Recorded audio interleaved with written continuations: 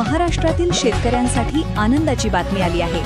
4 वर्षांपासून रखडलेला पीक विमा आता शेतकऱ्यांच्या खात्यामध्ये वितरित होणार आहे। मुख्यमंत्री देवेंद्र फडणवीस साहेबांनी 2022 पासून 2025 पर्यंत रखडलेल्या पीक विम्याच्या निर्णयावर आज शिक्कामोर्तब केला आहे। 12,700 कोटी रुपयांचा निधी मंजूर करण्यात आला असून शेतकऱ्यांच्या खात्यामध्ये पैसे जमा होणार आहेत। पीएम किसान योजनेचे 2,000 रुपये मागील 2 आठवड्यांपूर्वी तुमच्या खात्यामध्ये जमा झाले आहेत, परंतु आता मुख्यमंत्र्यांनी पीक विम्याच्या हप्त्याकडे देखील लक्ष दिले आहे।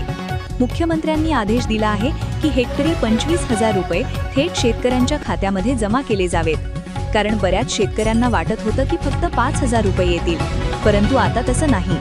सरकारने स्पष्ट केले आहे की 2025 मध्ये सर्वात जास्त प्रमाणात अतिवृष्टी झाली होती, त्यामुळे 2025चा पीक विमा देखील शेतकऱ्यांच्या खात्यामध्ये जमा होणार असून एकूण 25,000 रुपयांची रक्कम ही खात्यामध्ये वितरित केली जाणार आहे। शेतकरी बांधवांनो, आपल्याला माहितीच आहे की नैसर्गिक आपत्तीमुळे पिकांचे नुकसान होते। दुष्काळ, अतिवृष्टी यांचा सामना शेतकऱ्यांना करावा लागतो आणि पीक विमा हाच शेतकऱ्यांचा एकमेव आधार आहे। पण दुर्दैवाने गेल्या काही वर्षांपासून पीक विम्याचे पैसे मिळण्यामध्ये अडचणी निर्माण झाल्या होत्या। विमा कंपन्या टाळाटाळ करत होत्या, परंतु आपल्या सरकारने शेतकऱ्यांची व्यथा समजून घेतली आणि मुख्यमंत्र्यांनी स्वतः यावर लक्ष दिले। विमा कंपन्यांच्या अधिकाऱ्यांसोबत बैठक घेतली, कडक सूचना दिल्या आणि अखेर सातत्यपूर्ण प्रयत्नांना यश आले आहे। शेतकऱ्यांच्या खात्यामध्ये आता पीक विम्याची रक्कम वितरित होणार आहे।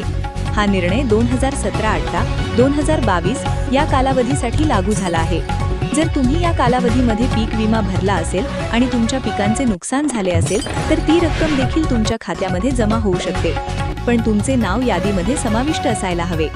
शेतकरी बांधवांनो, सरकारकडून परिपत्रक जाहीर झाले आहे। तुमच्या जिल्ह्याचे नाव आणि पात्र शेतकऱ्यांच्या नावांची यादी देखील समोर आली आहे। विमा कंपन्यांकडून निधी मंजूर झाल्याबरोबर नुकसान भरपाईची रक्कम तुमच्या खात्यामध्ये वितरित करण्यासाठी पिकांच्या नुकसानीचा आढावा घेतला गेला आहे।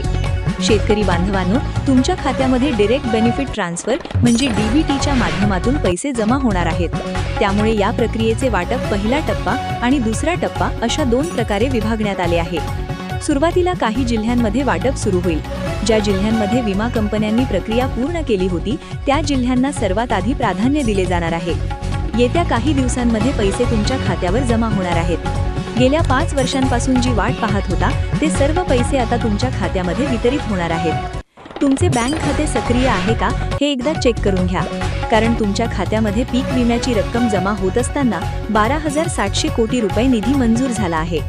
हा निधी नेमका कोणत्या शेतकऱ्यांच्या खात्यामध्ये वितरित होणार आहे हे पाहायचे असेल तर एक सोपी लिंक देण्यात आली आहे। पुढील 2 मिनिटात मी तुम्हाला सांगणार आहे की त्या लिंकवर जाऊन तुम्ही तुमच्या खात्यामध्ये किती रुपयांची रक्कम मंजूर झाली आहे हे पाहू शकता, कारण शेतकऱ्यांच्या खात्यामध्ये 25,000 रुपये मंजूर होणार असं सांगितलं गेलं आहे, परंतु काही शेतकऱ्यांच्या खात्यामध्ये ही रक्कम 10,000 रुपये जमा होऊ शकते, तर काहींना 15,000 आणि काही शेतकऱ्यांना पूर्ण 25,000 रुपयांचा लाभ मिळणार आहे। शेतकरी बांधवांनो, हेक्टरी 25,000 रुपये वाटप करण्याचा मुहूर्त ठरला आहे, परंतु हे पैसे कोणत्या शेतकऱ्यांच्या खात्यामध्ये किती जमा होणार आहेत हे आपण पाहूया।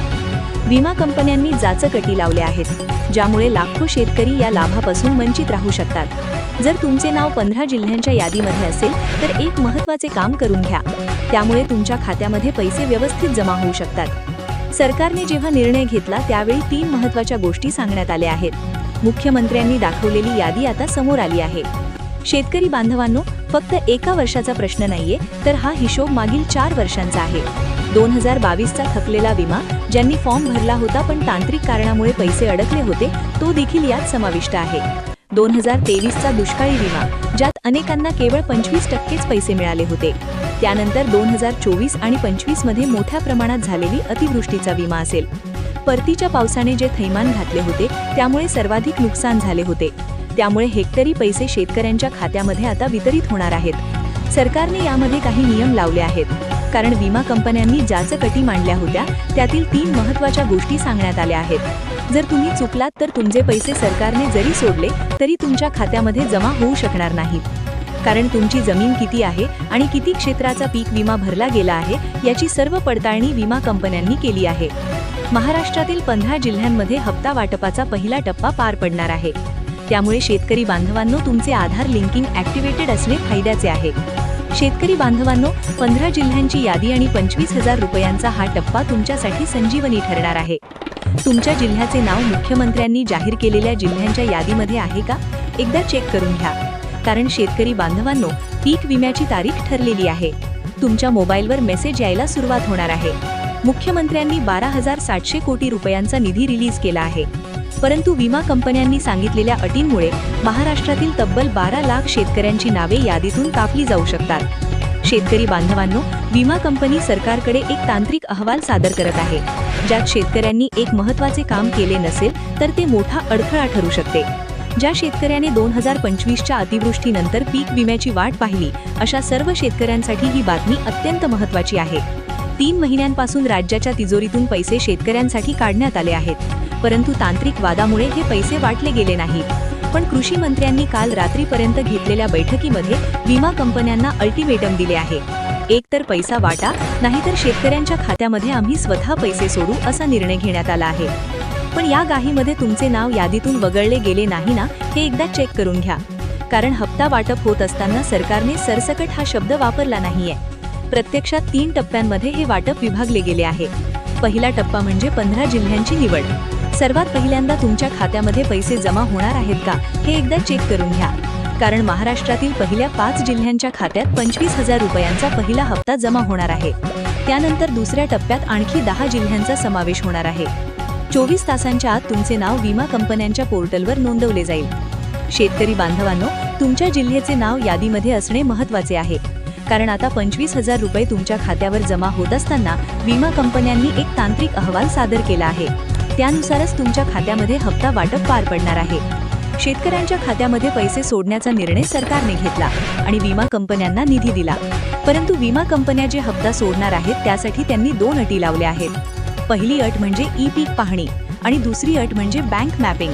शेतकरी बांधवांनो, तुमचे पैसे तुमच्या खात्यामध्ये जमा होणार आहेत का, की ते होल्डवर अडकळले जाणार आहेत, हे एकदा चेक करून घ्या.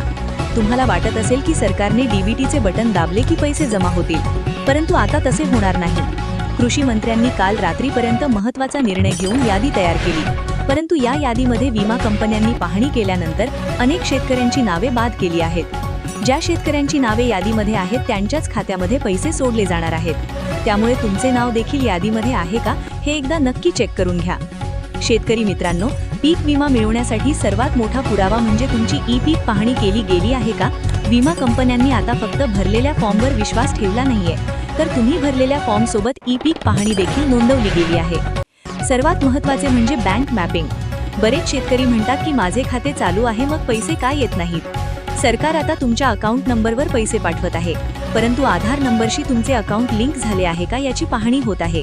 कारण तुमच्याकडे 3 बँकांची खाती असतील तरी ज्या बँकेला आधार लिंक केला आहे त्या बँकेतच 25,000 रुपये जमा होणार आहेत. ई-पीक पाहणीनुसार तुमच्या खात्यामध्ये 25,000 रुपयांची रक्कम सोडली जाणार आहे. शेतकरी बांधवांनो, अखेर इतक्या दिवसांची प्रतीक्षा संपणार आहे. सरकारने 12,700 कोटी रुपयांचा निधी वितरित करण्याचा निर्णय घेतला आहे. महाराष्ट्रातील लाखो शेतकऱ्यांच्या बँक खात्यामध्ये ही रक्कम वितरित केली जाणार आहे.